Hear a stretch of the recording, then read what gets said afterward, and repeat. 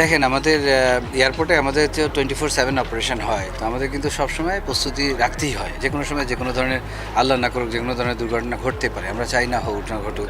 আর তো আমাদের যেন রিকভারি অ্যাকশনটা খুব ফাস্ট হয়, প্রফেশনাল ওয়েতে হয়, পারদর্শিতার সাথে যেন আমরা করতে পারি। কারণ দেখেন একটা বিমান দুর্ঘটনা, আপনারা কোরিয়াতে একটা বিমান দুর্ঘটনা দেখেছেন যে নিমিষের ভিতরে বিশাল অ্যামাউন্টের লোকজন সঙ্গে সঙ্গে কিন্তু হয়ে গেছে। তো এই ধরনের যে কোনো ঘটনা যে কোনো দুনিয়ার যে কোনো জায়গায় হতে পারে। সো আমরা সবসময় আমাদের প্রিপারেশনটা রাখি, এবং আপনার আজকে এক্সারসাইজের মাধ্যমে আমরা দেখাতে চেয়েছি যে আমাদের প্রিপারেশন কতটা ভালো আছে, এবং আমরা ইনশাল্লাহ করতে পারবো। আপনারা দেখেন ঢাকায় আমরা একটা এক্সারসাইজ করেছিলাম, সিকিউরিটি এক্সারসাইজ করেছিলাম, তারপরে কিন্তু একটা সমস্যা হয়েছিল, এবং we did better then the exercise in that way.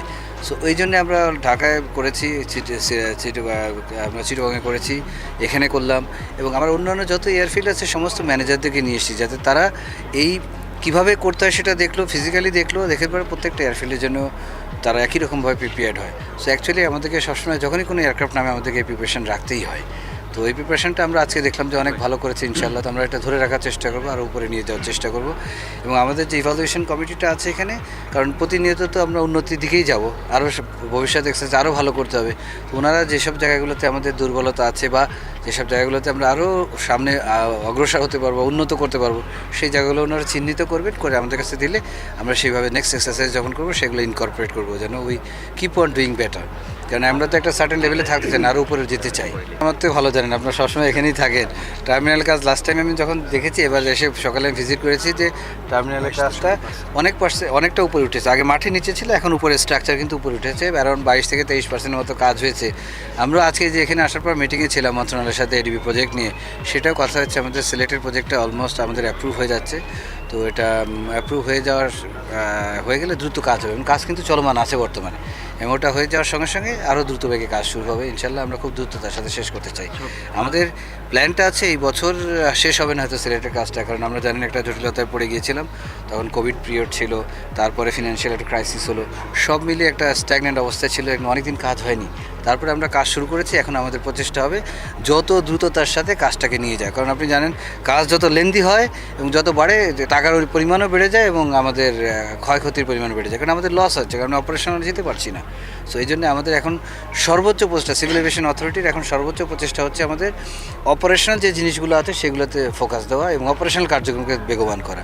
এই জন্য আমরা দেখছি শুধু সিলেট না, বাংলাদেশের যত এয়ারফিল্ডে আমার অপারেশন কার্যক্রম চলমান হয়েছে সেখানে আমরা সর্বোচ্চ চেষ্টা করছি, এবং প্রজেক্ট নেওয়ার চেষ্টা করছি, যাতে এগুলোর জন্য ভালো যাত্রী সেবার মান যেন সর্বোচ্চ পর্যায়ে নিতে পারি, সেবার মানগুলো সর্বোচ্চ পর্যায়ে নিতে পারি, আমরা কাজ করছি।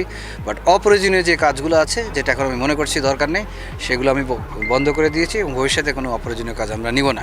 আমরা সততা এবং নিষ্ঠার সাথে কাজ করে আমাদের সিভিল এভিয়েশনকে একটা উচ্চতর পজিশনে নিয়ে যেতে সবাই চেষ্টা করছি। আমার সাথে এখানে মেম্বাররা আছে, ফিনান্স আছে, মেম্বার অপারেশনস আছে, এয়ারপোর্ট ম্যানেজার আছে। এই বাজেটটা এক্স্যাক্ট ফিগারটা আমাকে দেখে বলতে হবে, বাট আমরা অনেকদিন যেহেতু কাজ বন্ধ ছিল, তারপরে আপনি দেখেছেন ডলারের ভ্যারিয়েশনস হয়েছে। আগে ছিল যে ডলার আমরা 87 রেটে ডলার হিসাব করেছি, এখন সেটা 120-123 উঠে গেছে। সো এইটার জন্যে বেসিক্যালি মোস্ট আমাদের যত প্রজেক্ট আছে, অনেক প্রজেক্টে দেখলাম যে ভ্যারিয়েশনসটা অনেক বেশি হয়ে গেছে। কারণ হচ্ছে কি, যেগুলো মেগা প্রজেক্ট অনেক বড় টাকার, সেখানে যদি ডলারের রেট 87 জায়গায় 120-125 হয়ে যায়, এই ভ্যারিয়েশনসও 200-300 কোটি টাকা হতো। সো যে জন্য আমাদের প্রতিটা প্রজেক্টের বেড়েছে, বাট আমরা সচেষ্ট আছি যেন কোনোভাবে বেশি যেন আমরা খরচ না করে ফেলি। সেই জন্য আমরা প্রতিটা খরচ এখন চেক করছি, আইটেম যে আমরা চেষ্টা করছি মিনিমাম করে রাখে। এবং সিলেটে যে আমরা যখন এই ভ্যারিয়েশনসটা করি, তখন যে ফিগারটা এসেছিলো অনেক বড় ছিল।